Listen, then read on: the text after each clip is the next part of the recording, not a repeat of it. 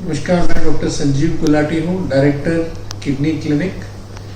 आज हम बात करेंगे किडनी ट्रांसप्लांट मेडिसिन्स।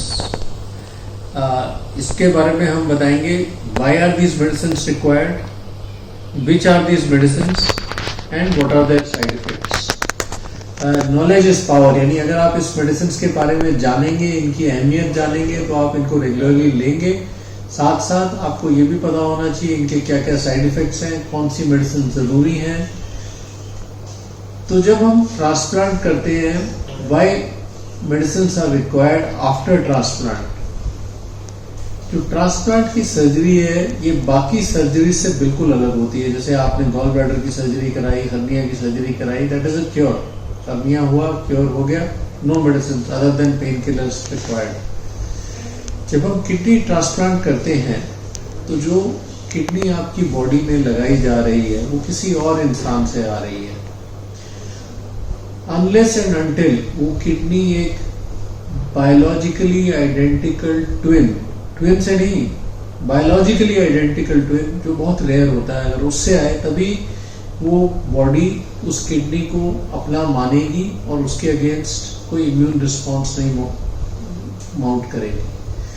इसके अलावा जब भी हम ट्रांसप्लांट करें, चाहे वो रियल ब्रदर सिस्टर्स में हो या मदर फादर से किडनी आ रही हो या फिर वाइफ से आ रही हो या डिस्टेंट रिलेटिव से आ रही हो, तो किडनी के अगेंस्ट बॉडी उसको एक फॉरेन बॉडी की तरह मानती है और उसके अगेंस्ट एक रिजेक्शन, इम्यून रिस्पॉन्स प्रोड्यूस करती है। जितना किडनी का मैच अच्छा होगा उतना ही ये रिस्पॉन्स कम होता है, उतनी ही मेडिसिन कम इस्तेमाल करते हैं। इसलिए जब हम डोनर सिलेक्ट कर रहे हैं तो हम HLA मैचिंग करते हैं, और जितना HLA जो बेस्ट पॉसिबल HLA मैच है उसके ऊपर जाइए, ताकि हम कम से कम मेडिसिन के साथ आपका ट्रांसप्लांट कर सकें।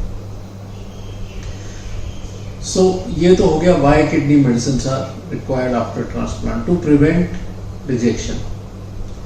नेक्स्ट है which medicine are required after kidney transplant. तो इसमें इम्यूनोसप्रेशन में 4 मेडिसिन होती हैं। एक होता है इंडक्शन। इंडक्शन होती है दवाइयाँ जो ट्रांसप्लांट के टाइम पे दी जाती हैं। ये इंजेक्शंस के फॉर्म में होती है। जो 2 कॉमन इंजेक्शंस हम इंडिया में आजकल यूज कर रहे हैं, एक का नाम है सिमुलेट, ये इंटरल्यूकिन 2 रिसेप्टर ब्लॉकर है। इसको 2 डोजेज में दिया जाता है, एक सर्जरी के दिन और एक सर्जरी के चौथे दिन, उसके बाद इसकी जरूरत नहीं पड़ती। सिमुलेट के जो 2 इंजेक्शंस हैं, ये हम तभी देते हैं जब मैच 50% या 25 या 0% हो। और इसका एडवांटेज ये है कि इसके लॉन्ग टर्म साइड इफेक्ट्स ज़्यादा नहीं है। डिसएडवांटेज ये है कि इतना स्ट्रॉन्ग इम्यूनोसप्रेसिव एजेंट नहीं है, लेकिन साइड इफेक्ट प्रोफाइल भी इसकी अच्छी है, क्योंकि बहुत स्ट्रॉन्ग नहीं है, लॉन्ग टर्म साइड इफेक्ट्स कम है। और साइड इफेक्ट्स में जनरली एक एलर्जिक रिएक्शन हो सकता है कुछ लोगों को, जो जनरली फर्स्ट डे में ही होता है, इसलिए इसको स्ट्रिक्ट मॉनिटरिंग में दिया जाता है। और 1 घंटे का स्लो इन्फ्यूजन होता है, स्टेरॉइड्स दिए जाते हैं, और by and large it is safe, it is well tolerated. Cost लगभग around 1.4 to 1.5 lakhs for these 2 injections. Second injection है एंटी थाइमोसाइड ग्लोबुलिन। ये बहुत ही स्ट्रॉन्ग, बहुत ही पोटेंट इम्यूनोसप्रेसिव एजेंट है, और जनरली इसको हम रिजर्व रखते हैं हाई रिस्क ट्रांसप्लांट्स में। अब हाई रिस्क ट्रांसप्लांट कौन कौन से होते हैं? एक तो होता है कि सेकेंड टाइम आपका किडनी ट्रांसप्लांट होगा, फर्स्ट किडनी लूज हो गई, सेकेंड ट्रांसप्लांट कर रही है। दूसरा होता है रिस्क जब आपकी ब्लड ट्रांसफ्यूजन मिल चुके हैं, तो बॉडी में एंटीबॉडीज पहले बनी रहती है। तीसरा होता है फीमेल्स, लेडीज में जो मल्टीपल प्रेगनेंसीज हुई हैं, उनका भी रिस्क ऑफ रिजेक्शन ज्यादा रहता है। चौथे नंबर पे आता है मैच अगर पुअर रहा है, जैसे आपके कोई डिस्टेंट रिलेटिव दे रहे हैं या वाइफ दे रही हैं या हस्बैंड टू वाइफ जा रहा है, तो ऐसे केसेस में भी रिस्क ऑफ रिजेक्शन ज्यादा रहता है। नेक्स्ट है ABO इनकम्पैटिबल ट्रांसप्लांटेशन। कुछ लोग इसमें भी ये यूज करते हैं, ABO इनकम्पैटिबल ट्रांसप्लांटेशन में। और फाइनली स्टेरॉइड फ्री, अगर आपने खासकर बच्चों में जब हम स्टेरॉइड फ्री ट्रांसप्लांट करते हैं, तो ये बहुत जरूरी है ये चीजें ना। तो एंटी थायमोसाइड ग्लोबुलिन लगभग हम टोटल 3 मिलीग्राम पर केजी देते हैं। कुछ लोग इसको 2 डोजेज में डिवाइड करते हैं, कुछ लोग 3 में करते हैं। इंटरनेशनली इसको ज़्यादा दिया जाता है, लेकिन हमारा जो इंडियन एक्सपीरियंस रहा है लो डोज एटीजी, ताकि उसकी कॉस्ट भी कम रहे और मोर इम्पोर्टेंटली साइड इफेक्ट्स भी कम रहे। एटीजी जब देते हैं इसके क्या साइड इफेक्ट्स होते हैं? एक तो इमीडिएट एलर्जिक रिएक्शन हो सकता है, तो इसकी प्रॉपर टेस्टिंग होती है, स्लो इन्फ्यूजन दिया जाता है। कई बार इससे बीपी बढ़ जाता है, बहुत सांस फूल सकता है, साइटोकाइन रिलीज सिंड्रोम होता है, तो स्टेरॉइड्स देते हैं, एंटी हिस्टामिनिक के इंजेक्शन दिए जाते हैं और एक स्ट्रिक्ट मॉनिटरिंग दी जाती है। तो जनरली जो फर्स्ट डोज है हम उस दिन देते हैं जिस दिन सर्जरी है, और उसके बाद जो नेक्स्ट डोज है आइदर डेली फॉर 3 डेज दे देते हैं या ऑल्टरनेट डे करके 2 डिवाइडेड डोजेस में देते हैं। कॉस्ट इज रफली एक वायल 25,000 के करीब होता है, और उसमें 50 मिलीग्राम का वायल 25 मिलीग्राम का वायल होता है, डिपेंडिंग ऑन योर डोज। अगर आप 50 केजी के हैं तो आपको 150 मिलीग्राम लगेगा, यानी 6 इंजेक्शंस लगेंगे। शॉर्ट टर्म साइड इफेक्ट्स मैंने आपको बता दिए। लॉन्ग टर्म साइड इफेक्ट्स बहुत इंपॉर्टेंट है इसके। एक होता है साइटोमेगालोवायरस, रिस्क ऑफ इन्फेक्शन बढ़ जाता है, ज़्यादा डोजेज दें तो फंगल इन्फेक्शन हो जाती है। तरह इम्यूनोसप्रेशन क्योंकि बहुत स्ट्रांग होता है, और लंबे अरसे पे जाके कैंसर का रिस्क भी इसके साथ रहा है। लेकिन हाँ, अगर आप लो डोज में देंगे तो इसको साइड इफेक्ट्स कम होते हैं, कॉस्ट कम होती है, और ये डिसीजन एटीजी देना है नहीं देना है, सिमुलेट देना है या दोनों में से कोई भी देना है, या आपके साथ एक जॉइंट डिसीजन होती है आपके नेफ्रोलॉजिस्ट के साथ। तो आप अपफ्रंट पूछ सकते हैं कि इंजेक्शन की ज़रूरत है या नहीं है, क्या इसके एडवांटेजेस हैं, क्या डिसएडवांटेजेस हैं। बट अगर आपका लोअर फर्स्ट ट्रांसप्लांट है, 50% मैच है, तो transplant can be done without these injections, with low cost and low risk of side effects. तो ये तो हो गया एटीजी या सिमुलेट के ऑप्शनल होते हैं, जैसे बताया। आ जाते हैं मेंटेनेंस इम्यूनोसप्रेशन पे। इसमें 3 दवाइयाँ होती हैं, एक होती है टेक्रोलिमस, एक होती है माइकोफिनलेट, और तीसरा स्टेरॉइड्स। तो जो टेक्रोलिमस और माइकोफिनलेट है ये जल्दी हम 3 दिन पहले शुरू कर देते हैं। स्टेरॉइड्स इनिशियली हम ट्रांसप्लांट वाले दिन इंजेक्शन के फॉर्म में देते हैं, मिथाइल प्रेडिजोन, और उसके बाद 20 मिलीग्राम प्रेडिजोन डेली देते हैं। पहले हम बात करेंगे टेक्रोलिमस की। टेक्रोलिमस को कैल्शियम यूरिन इनहिबिटर बोला जाता है। एक और दवाई होती है साइक्लोस्पोरिन, वो भी कैल्शियम यूरिन इनहिबिटर है। साइक्लोस्पोरिन पहले आई थी, उसके बाद टेक्रोलिमस आई। टेक्रोलिमस का एडवांटेज ये है कि उसके 10 गुना ज़्यादा पोटेंट है साइक्लोस्पोरिन से, इसलिए आजकल मोर देन 95% ट्रांसप्लांट्स टेक्रोलिमस के साथ होते हैं। इसको कैप्सूल फॉर्म में आती है, दिन में 2 बार डिवाइड करके देना होता है, और ये लाइफ लॉन्ग चलती है। पहले 3 महीने ज़्यादा, उसके बाद नेक्स्ट 3 महीने कम, और 6 महीने के बाद बिल्कुल कम डोज पे आ जाते हैं। टेक्रोलिमस की ड्रग लेवल मॉनिटरिंग करते हैं, जिसे ट्रफ लेवल बोला जाता है, यानी हम मॉर्निंग डोज या इवनिंग डोज से ठीक 15 मिनट पहले इसकी टेस्ट लेते हैं, और इसकी लेवल्स जैसे मैंने बताया पहले 3 महीने में ज़्यादा रखते हैं, सेकेंड 3 महीने में कम, और आखिरी 3 महीने में 6 महीने के बाद हम बिल्कुल कम डोज पे आ जाते हैं। तो जो भी ये दवाइयाँ हैं, regular follow up with your nephrologist is necessary. अब टेक्रोलिमस के साइड इफेक्ट्स क्या होते हैं? कोई भी दवाई आज तक ऐसी नहीं बनी जिसके साइड इफेक्ट्स ना हो। टेक्रोलिमस भी उनमें से एक है जिसमें साइड इफेक्ट्स जरूर होते हैं। इन साइड इफेक्ट्स की मॉनिटरिंग करते हैं। एक तो इसे ब्लड शुगर बढ़ाती है, तो अगर आपकी फैमिली हिस्ट्री में डायबिटीज़ की है या आप डायबिटिक हैं तो आपकी शुगर्स डेफिनेटली बढ़ेंगी, और इसलिए उस हिसाब से शुगर की दवाइयाँ हम बढ़ाएंगे, शुगर की मॉनिटरिंग करनी पड़ती है। नंबर 2 पे हाई टेक्रोलिमस लेवल से क्रेटिनिन भी बढ़ जाता है। ये नेफ्रोटॉक्सिक ड्रग है, इसलिए इसको शुरू में ज़्यादा और धीरे धीरे कम, इसकी ट्रफ लेवल मॉनिटरिंग इंपॉर्टेंट होती है। और कई बार अगर क्रेटिनिन बढ़ता है तो बायोप्सी करके हमें पता चल जाता है टेक्रोलिमस टॉक्सिसिटी हो गई है, तो हम उसकी दवाई कम करते हैं। कई बार चेंज भी कर सकते हैं अगर आए। एक रेयर साइड इफेक्ट होता है हेमोलिटिक यूरेमिक सिंड्रोम या थ्रोम्बोटिक माइक्रोएंजियोपैथी, कुछ लोगों को होता है, जिसमें टेक्रोलिमस ब्लड पतला कर देती है, हीमोग्लोबिन बड़ी तेजी से ड्रॉप होता है, अक्सर क्रेटिनिन भी बढ़ जाता है। ऐसे में भी हमें टेक्रोलिमस बंद करनी पड़ सकती है, उसको चेंज करते हैं। थोड़े और माइनर साइड इफेक्ट्स हैं जिसमें हाई ब्लड प्रेशर, हाइपरटेंशन होती है, नर्व्स पे असर करती है, सीएनएस टॉक्सिसिटी होती है, कुछ लोगों को रेयरली फिट्स भी पड़ते हैं, पेरिफेरल न्यूरोपैथी भी हो जाती है, डायबिटीज में आपको बता चुका हूँ, कोलेस्ट्रॉल लेवल बढ़ जाता है। तो it is a drug which has to be monitored by your nephrologist. Time to time इसके कोई ना कोई साइड इफेक्ट्स हैं, कई बार मैग्नीशियम लेवल भी कम होता है, सो रेगुलरली इसको लेना पड़ेगा, बट लाइफ लॉन्ग लेना पड़ेगा, क्योंकि ये एक बहुत स्ट्रॉन्ग इम्यूनोसप्रेसिव एजेंट है, किडनी की एक्सेप्टेबिलिटी बढ़ाती है। दूसरी ड्रग है साइक्लोस्पोरिन, जो हम पहले यूज करते थे। तो साइक्लोस्पोरिन इससे डेफिनेटली कम इफेक्टिव है।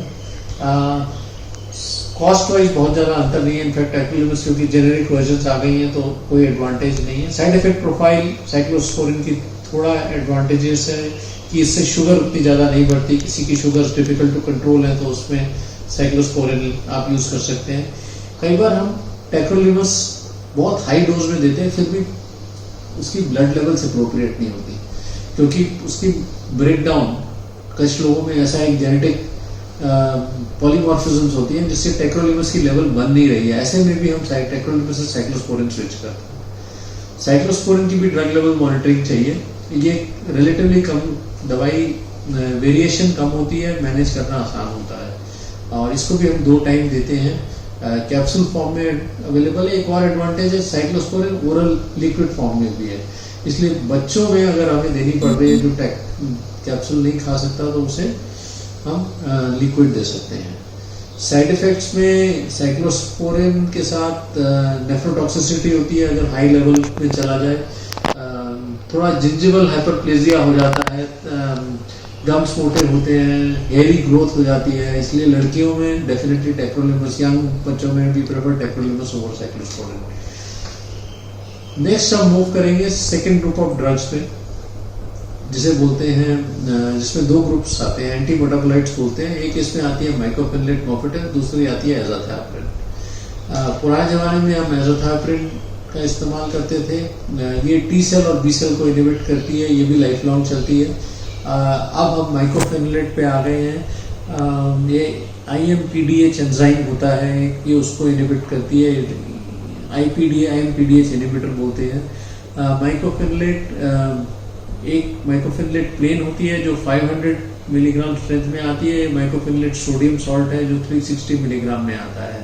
तो 360 of mycophenolate S is the same as mycophenolate 500। शुरुआत में ये हम 2 कैप्सूल्स मॉर्निंग इवनिंग पे जाते हैं ऑफ ईच, आइदर माइकोफिनलेट प्लेन या 360 500 के या 360 के भी 2, और धीरे धीरे हम इसको कम करते हैं। Bye the end of 1 month हम ट्वाइस डेली पे आ जाते हैं।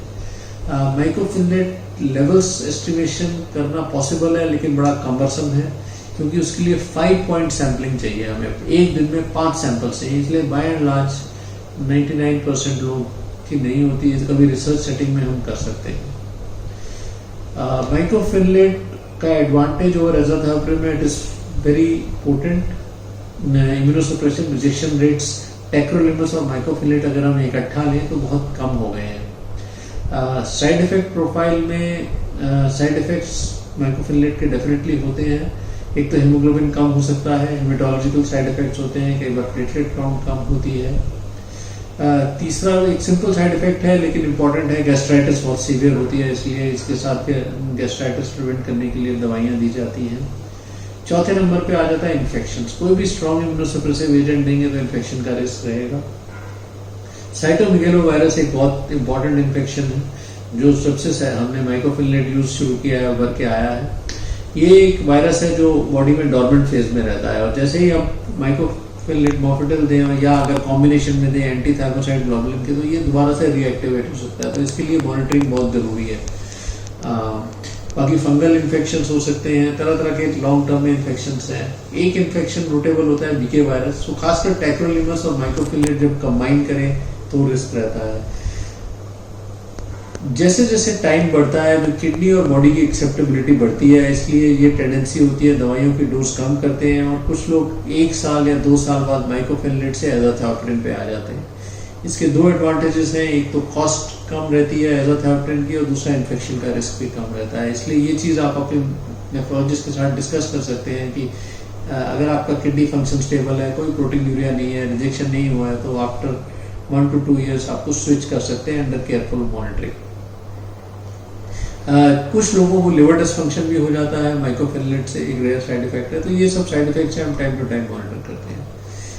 हम अब बात करेंगे एजाथायोप्रिन की। एजाथायोप्रिन बहुत ही 50 साल पुरानी ड्रग है, बहुत ही सस्ती ड्रग है। 50 मिलीग्राम कॉस्ट अबाउट 5 रुपीज़।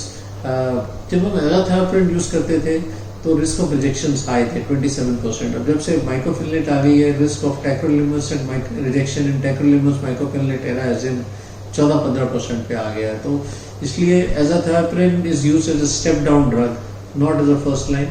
हाँ, अगर cost is an important issue और किडनी का मैच आपका बहुत अच्छा है तो आप अपने नेफ्रोलॉजिस्ट से डिस्कस कर सकते हैं कि क्या हम शुरुआत में ही एजाथायोप्रिन यूज कर लें। कुछ लोग कुछ सेंटर्स यूज करते हैं, या फिर we can switch over to azathioprine from mycophenolate either at 3 months और at 1 year। Side effects of azathioprine, एक तो ये बोन मैरो सप्रेशन करता है, हीमोग्लोबिन टोटल ल्यूकोसाइट कम करता है। Over long period of time malignancies have been reported, lymphomas have been reported. Risk of infection इससे भी रहता है, लेकिन definitely much lower than as compare to mycophenolate. तीसरी ड्रग पे आ जाते हैं, प्रेडनिसोन यानी steroids. Steroids continue to be the sheet anchor, यानी बहुत एक पिलर है इम्यूनोसप्रेसिव एजेंट का। जैसे मैंने बताया कि एक डे 0 पे हम मिथाइलप्रेडनिसोन का इंजेक्शन देते हैं, सेकेंड डे से 20 मिलीग्राम पे, और धीरे धीरे इसको टेपर करते हैं। और by the end of 3 months most people all over the world are down to 5 milligram daily. Steroids बहुत सस्ते और बहुत इफेक्टिव इम्यूनोसप्रेसिव एजेंट है, लेकिन इसके साइड इफेक्ट्स भी होते हैं। क्या साइड इफेक्ट्स है स्टेरॉइड के? एक तो कुछ कॉस्मेटिक साइड इफेक्ट्स होते हैं, कुछ मेटाबॉलिक साइड इफेक्ट्स होते हैं, रिस्क ऑफ इन्फेक्शन रहता है, रिस्क ऑफ बोन डिजीज रहता है। कॉस्मेटिक साइड इफेक्ट्स में थोड़ा हेयर ग्रोथ रहती है, चेहरा गोल हो जाता है। जैसे जैसे दवाइयाँ कम होंगी फेसेस क्लियर आउट हो जाते हैं, बिल्कुल नॉर्मल पे आ जाएंगे। बहुत ज़्यादा तो बच्चों के लिए या गर्ल्स के लिए थोड़ा इंपॉर्टेंट है, लेकिन उनको ये रिएश्योर कर देते हैं कि जैसे दवाई कम होगी साइड इफेक्ट्स कम हो जाएंगे। एपिटाइट बढ़ जाती है, थोड़ा मोटापा आता है, पुशिंग फेसेस, मून फेसेस होता है, लेकिन ये सब धीरे धीरे चले जाते हैं। ब्लड प्रेशर बढ़ता है, कोलेस्ट्रॉल लेवल बढ़ जाता है, शुगर बढ़ जाता है। These are the metabolic side effects. इसलिए भी हम धीरे धीरे इसको कम करते हैं, इसकी मॉनिटरिंग करते हैं। जिनको शुगर बढ़ रहा है उनको थोड़ा तेजी से कम करते हैं, शुगर की दवाई देते हैं। साथ साथ बोन डिजीज, बोन में ऑस्टियोपीनिया लोग या ऑस्टियोपोरोसिस करते हैं, तो उसको काउंटर करने के लिए हम कैल्शियम देते हैं। But by and large they are well tolerated. बच्चों में एक बहुत इंपॉर्टेंट स्टेरॉइड का इशू रहता है, वो है ग्रोथ। तो ग्रोथ को मद्देनजर रखते हुए एक स्टेरॉइड फ्री या स्टेरॉइड स्पेयरिंग प्रोटोकॉल्स भी ट्राई किए हैं, हमने अपने सेंटर में भी ट्राई किए हैं। लेकिन इसके साथ बहुत स्ट्रॉन्ग इम्यूनोसप्रेसिव एजेंट चाहिए, क्योंकि 7 दिन पे हम स्टेरॉइड ऐसे में बंद कर देते हैं, फिर उनकी मॉनिटरिंग करते हैं। Risk of infection in rejection in steroid free protocols are higher, risk of infection are lower, blood pressure कम रहता है। इसलिए कई few centres all over the world are using steroid free protocol, specially in children, क्योंकि growth बहुत अच्छी रहती है। उसका एक और तरीका है ग्रोथ अच्छी अचीव करने का, कि अगर 1 साल हो गया है और आपके रिजेक्शन कोई नहीं हुए हैं, तो हम ऐसे बच्चों को अल्टरनेट डे स्टेरॉइड्स पर डाल देते हैं। उससे भी हमारी अपनी रिसर्च है जो मैंने ऑस्ट्रेलिया में की थी, जिससे ऐसे बच्चों में भी बहुत अच्छा ग्रोथ मिलती है और at the same time risk of rejection. तो ये 3 दवाइयाँ, टेक्रोलिमस या साइक्लोस्पोरिन, माइक्रोफिलनेट, एजाथायोप्रिन और प्रेडनिसोन, तो लाइफ लॉन्ग चलेगी। इसके अलावा एक सेकेंड सेट ऑफ ड्रग्स रहता है किडनी ट्रांसप्लांट पेशेंट्स में, which are given as and when required or can be tapered off or titrated depending। इसमें सबसे इम्पोर्टेंट है ब्लड प्रेशर मेडिकेशंस। ट्रांसप्लांट के बाद भी ब्लड प्रेशर की हाई रहता है, तो ज़्यादातर लोगों को ब्लड प्रेशर मेडिसिन की ज़रूरत पड़ती है। इसमें जो ड्रग्स ऑफ चॉइस है वो कैल्शियम चैनल ब्लॉकर्स यानी एम्लोडिपिन या निफेडिपिन है, क्योंकि इससे हमारी दवाई की बहुत इफेक्टिव एजेंट्स हैं और दवाई के साइड इफेक्ट्स भी कम हो जाते हैं। Second group of drugs R S inhibitors और एंजियोटेंसिन रिसेप्टर ब्लॉकर्स। ये हार्ट को भी प्रोटेक्ट करते हैं और थोड़ा प्रोटीन भी कम आता है, और ये भी एक बहुत अच्छी ड्रग्स है। जनरली फर्स्ट 3 महीने में नहीं इस्तेमाल करते, बाद में हम शिफ्ट कर देते हैं। और इसके अलावा अगर पीपी बढ़ रहा है तो और भी कई एंटी हाइपरटेंसिव एजेंट्स हैं, but the idea is to keep blood pressure about 120/80। और जितना लो ब्लड प्रेशर अच्छा कंट्रोल रहेगा उतनी ही किडनी की लाइफ अच्छी रहेगी। एक और ग्रुप ऑफ ड्रग्स हम लेते हैं, उसमें है कोट्रामोक्साजोल यानी सेप्ट्रान। बहुत ही सस्ती ड्रग है, इन्फेक्शंस प्रिवेंट करती है। नेमली न्यूमोसिस्टिस कैरिनाई बहुत ही severe kind of fungal infection होता है जो लंग्स में होता है और जानलेवा भी हो सकता है। इसलिए कम से कम इसको 6 महीने देते हैं, कुछ लोगों में हम लंबे अरसे तक भी देते हैं। एक पहले महीने में हम कैंडिडेट माउथपिन का इस्तेमाल करते हैं, फंगल इन्फेक्शन थ्रश को प्रिवेंट करता है, उसके बाद बंद कर देते हैं। और एक और group of calcium, vitamin D भी, और कई बार हम बिसफॉस्फोनेट्स देते हैं बोन्स के लिए, और ये भी आपके नेफ्रोलॉजिस्ट के ऊपर डिपेंड करता है और आपके ऊपर भी डिपेंड करता है। अगर कुछ साइड इफेक्ट्स हो रहे हैं तो ये दवाइयाँ भी दी जाती हैं। तो ये एक समरी है किडनी ट्रांसप्लांट मेडिकेशंस की। एक इंडक्शन होता है जो इंजेक्शंस हैं which are optional, low risk cases में, हाई रिस्क केसेस में मस्ट है। बट 3 दवाइयाँ आपको लाइफ लॉन्ग लेनी है, टैक्रोलिमस, साइक्लोस्पोरिन, माइक्रोफिलेट, एजाथैप्रिन और प्रेडनिसोन। अगर आप इनमें से कोई भी दवाई मिस करेंगे आपका रिस्क ऑफ रिजेक्शन रहेगा। Thank you.